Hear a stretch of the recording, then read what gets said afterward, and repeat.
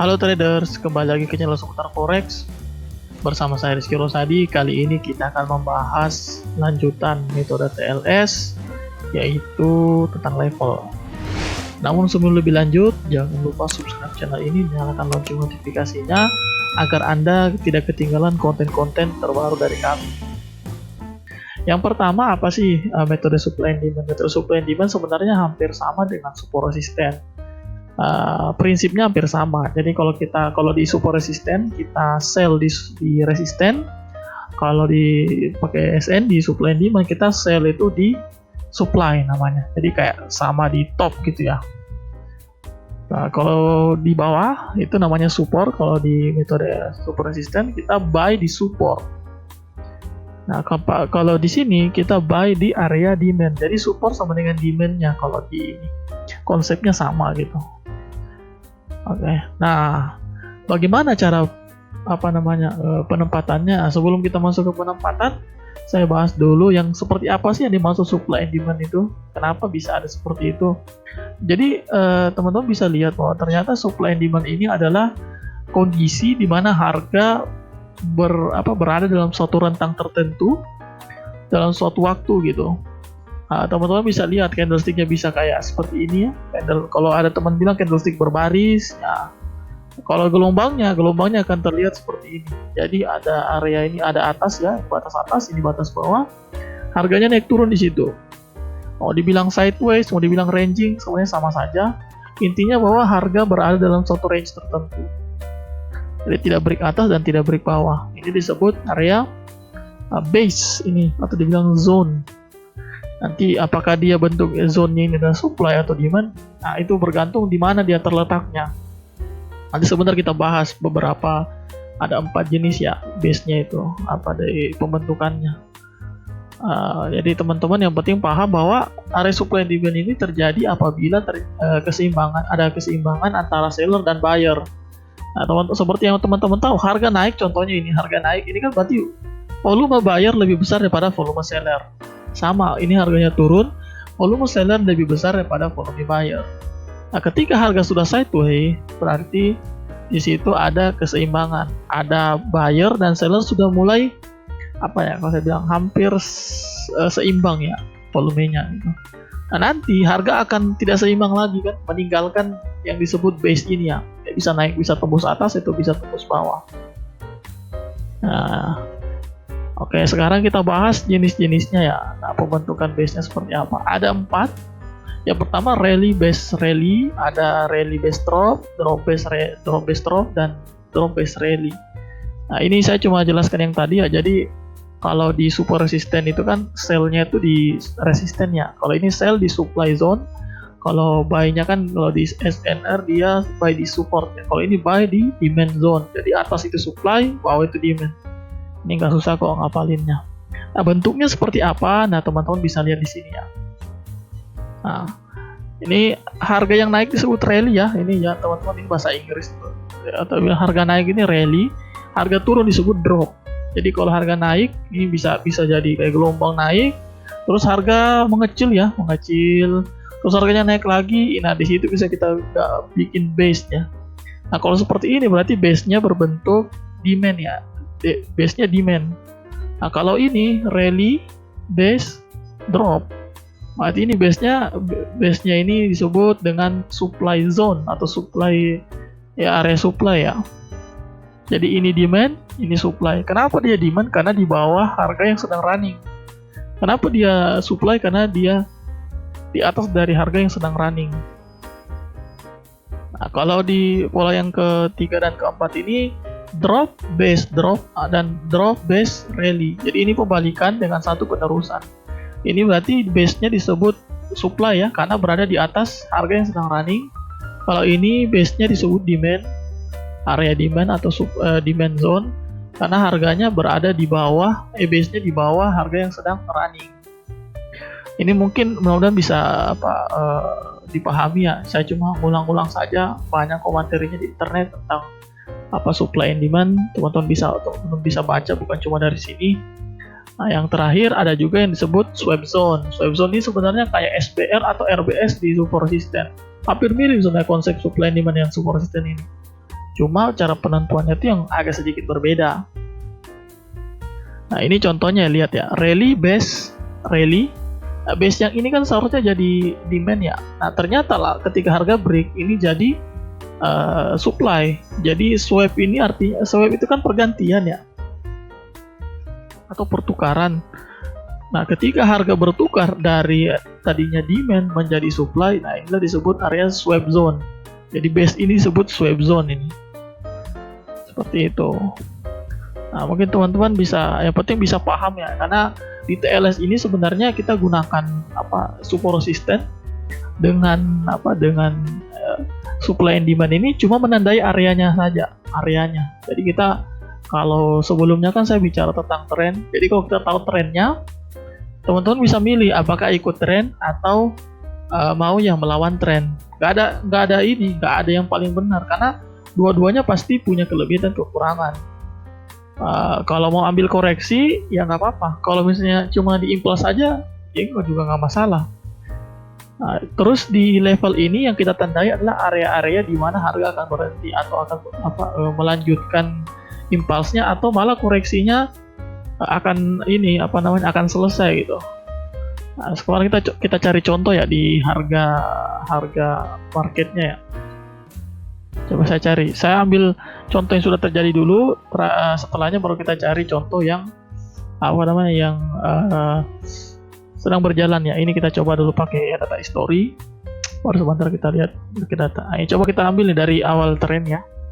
Saya tandain ini vertical line, oke, dari sini ya. Sinilah dari awal trennya, dari bawah nih. Nah di sini teman-teman lihat ya, ini drop. Kayaknya harus saya pakai arrow nih. Ya, ini drop.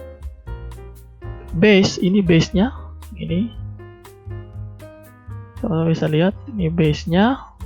Terus ini rally. Drop, base, rally.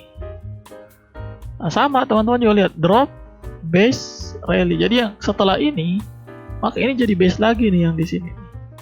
Ini jadi base lagi nih buat ke depan. Jadi kalau teman-teman bisa lihat kayak begini, ini jadi area level untuk, kalau demand kan berarti ini area untuk buy ya. Sama kalau harga ini kan nggak kena ke bawah ya, tapi ini jadi area demand di sini, demand zone. Nah ini contohnya, terus ini naik ya, naik. Ini di sini ada sideway di sini. Ini dia jadi demand lagi di sini. Ini rally, base, rally. Kelihatan nggak ini? Mungkin teman-teman bisa nanti latihan lah, mungkin agak susah ya cernanya di awal ya. Terus naik. Teman-teman bisa lihat ini rally, base. Ini ada base-nya di sini. Ini ada sebelum harga turun ya. Ada base-nya, rally, base, drop. Dicoba ulang. Nah ternyata harganya malah pantul. Ini area supply zone. Turun ya, coba lagi set, sampai lewat zonnya gitu, tapi dia naik lagi set. Nah ini dia di sini ada base lagi, ini sempat lewat ya ininya. Jadi kalau teman-teman lihat, supply Amazonnya itu rata-rata kalau demand itu di bawah, supply itu yang di atas, ya. Ini sampai kita lanjutin aja ya, sampai di atas. Ini ada area di harga ininya, teman-teman kalau bingung mungkin kenapa saya ngambil ini ya, saya ngambil satu candlestick ya, karena candlestick yang bentuknya ini nih kayak kayak doji atau ada shadow atas dan shadow bawah, itu sebenarnya ada sideway di time frame H1 atau di time frame M30. Jadi time frame-nya lebih di time frame kecil, sama kayak konsepnya di sini nih ya. Tadi saya jelasin di awal ya. Jelasin ini. Nah ini nih. Jadi gelombang ini di H1, tapi di daily tuh lihatnya kayak gini nih. Cuma candlestick saja 1 2 gitu. Bisa jadi banyak, bisa jadi sedikit. Tapi kalau di time frame kecil itu kelihatannya tuh ada sideway walaupun cepat gitu. Nah ini sama. Jadi yang saya gunakan di sini adalah candlestick-nya. Candlestick yang ini yang apa? Ini ada contohnya ini aja. Ini ada, jadi dia berbaris ya, teman-teman bisa tandain.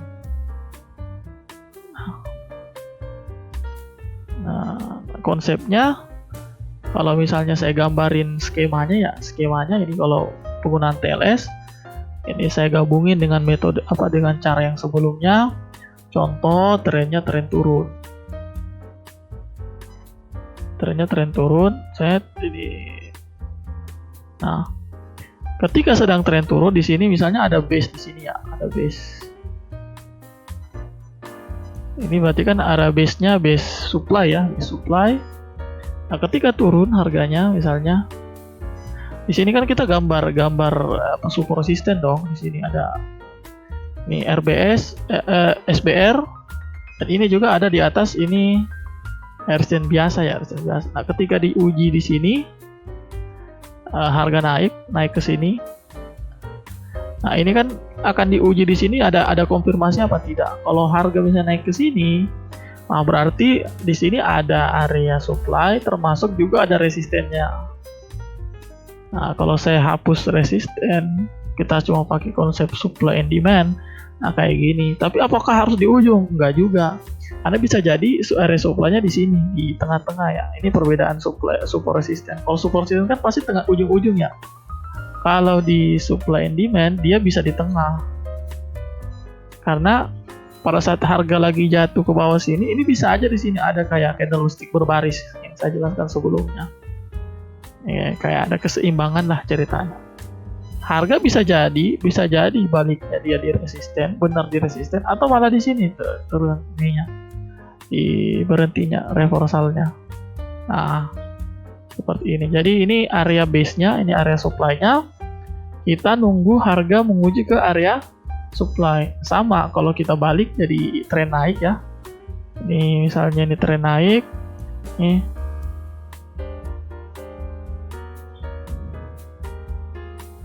Nah, ini kayak gini. Berarti kan ada base-nya nih. Bisa jadi di sini. Atau bisa jadi di atas gitu. Jadi di atas sini juga bisa jadi dua ya base-nya. Nah, teman-teman cuma lihat nih harga kan akan misalnya koreksi ya. Apakah ada ada konfirmasi atau signal gitu pada saat diuji area supply-nya ini. Kalau ada berarti ada peluang untuk entry. Tapi kalau nggak ada ya berarti harga bisa jadi lanjut ke bawah ya. Jadi ini area untuk nge-buy. Sama kalau ini area untuk nge-sell. Makin ke bawah mungkin ada sisi lagi ya, teman-teman tinggal gambar lagi gitu. Gambar lagi. Jadi intinya bahwa supply ini atau area supply dan demand ini sebenarnya untuk tempat kita melihat adanya reversal atau pembalikan. Apakah metode ini nggak bisa dipakai untuk metode breakout? Bisa juga. Ini bisa juga. Tapi kan kita sebenarnya untuk gunain TLS kita ngikutin trennya. Jadi harapan kita skenario-nya misalnya di sini bisa naik gitu. Antara ini atau malah di sini bisa naik. Jadi kita ngikut buy-nya. Saya tren naik, kita nge-buy. Nah, area supply dan demand ini buat tempat kita untuk nge-buy. Sama. Jadi kalau nggak ada yang konfirmasi sini, kita turun lagi nih. Apakah ada konfirmasi? Kalau nggak ya turun lagi dia pasti. Mungkin ada di sini lagi area supply-nya. Kayak gitu. Nah, sekarang kita coba di mata uang yang sedang berjalan ya. Contohnya di euro. Coba kita tes di euro ya.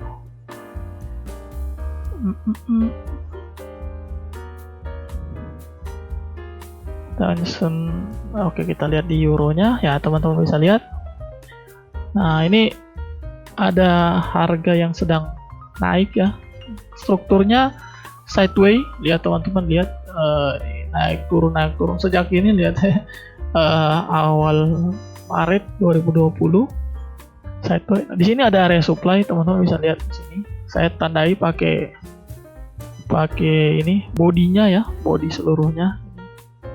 Area supply, terus di bawah sini ini ada area demand di bawah nih. Ada area demand. Terus apalagi ini ada area swap zone ya, swap zone. Jadi tadinya ini jadi area supply, sekarang jadi area demand buat pertahanan. Nah, jadi kalau kita gambar skenario-nya, apakah harga bisa jatuh ke sini, Terus kita nge-buy dari sini, naik lagi dia. Atau malah harga di sini ternyata harganya malah naik terus. Atau bisa jadi harga terus dulu turun, kita nunggu di sini baru kita nge-buy gitu. Skenario nya seperti ini. Karena sedang sideways, kita nggak perlu ikut tren. Kita bisa ambil sell, bisa ambil buy. Beda kalau misalnya sedang tren ya. Kalau sedang tren, kayak contohnya di sini, anggaplah ini belum terjadi ya, ini di sini kita fokusnya untuk sell. Jadi ini kan dua gelombang nih, satu,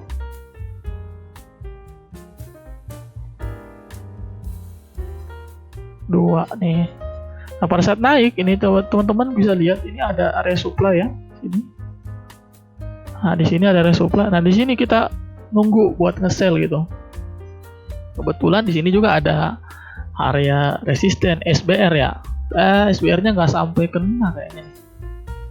Nah, nggak sampai kena, cuma udah masuk area supply. Jadi pada saat harga diuji ke sini, kita nunggu konfirmasi signal. Nanti ada penjelasannya tentang konfirmasi signal. Baru kita nge-sell sampai ke bawah. Kenapa kita nge-sell? Karena trennya tren turun. Jadi seperti itu. Mungkin itu saja ya yang bisa saya sampaikan. Kalau video ini bermanfaat, silahkan di-share, silahkan di-like, silahkan isi kolom komentar di bawah. Jangan lupa subscribe channel ini dan nyalakan lonceng notifikasinya agar Anda tidak ketinggalan konten-konten terbaru dari seputar forex. Sampai jumpa di episode berikutnya. Terima kasih.